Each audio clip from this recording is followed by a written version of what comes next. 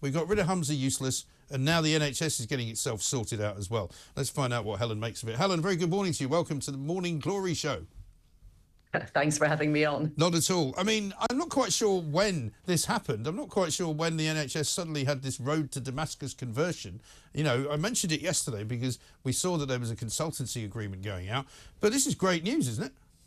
It really is. If you sent that front page back in a time machine to anything past a decade ago, people would look at it and go, you know, what next? Water's wet. Yeah. It's just incredible how institutions have been hollowed out from the inside and have started to pretend that they don't know what biological sex is, which absolutely everybody knows there are two sexes. And what else could it mean, for goodness sake? Well, exactly right. And I mean, without wishing to sort of careen off into the wrong place, I mean, one of the reasons that Humza Yusuf ended up losing his job is because he fell for the whole gender identity nonsense, as did his predecessor, Nicola Sturgeon. It ruined her reputation, and it kind of ruined his as well. They didn't just fall for it, they pushed it. Yes. I mean, they were absolutely on the side of trying to force it into every institution. What we've seen in the NHS over the past decade is what's called institutional capture. Yeah. Lobbyists have taken over. So the NHS has said for more than a decade now that you're entitled to ask for sex-based care, you're entitled to ask for people of the same sex as you to provide things like intimate procedures, that if you stay overnight, you should be on a single-sex ward. And what the lobbyists got them to do was to write guidance alongside that, saying that when it says sex, what we mean is gender identity. Yes. So the sex of people turning up is whatever they say it is.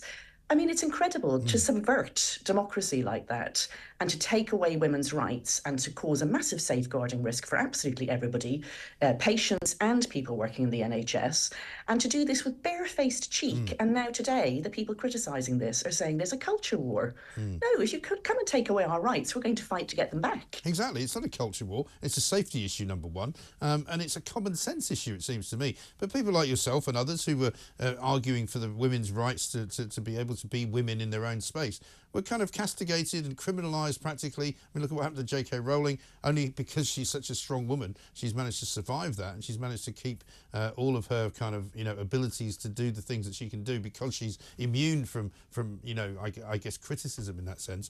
But, you know, the idea that you have to write down that trans women will not share a ward with women seems remarkable to me, but at least they've done it now.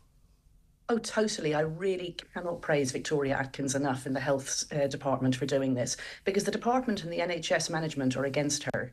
NHS England has got operational independence and it has careened off in this ridiculous direction. So by doing this, she has put back in what patients want at the heart of it. Is there any concern, because some people have said it to me, doctors in particular, that there's a consultation period and this may take a while to kind of filter down through into individual clinical units, hospitals, doctors' surgeries and all of that? Is there an issue with a delay here?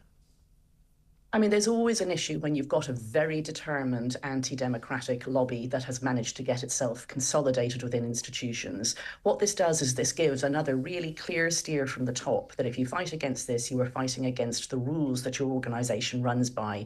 It'll allow patients a better chance to complain. Of course, that's always hard for patients. You're vulnerable when you're in hospital. So people like us are just going to have to keep shining a light on this and insist that the NHS does what it said it did. The NHS Confederation is the organisation we need to be crossest with at the moment. That's a membership body that all the trusts belong to.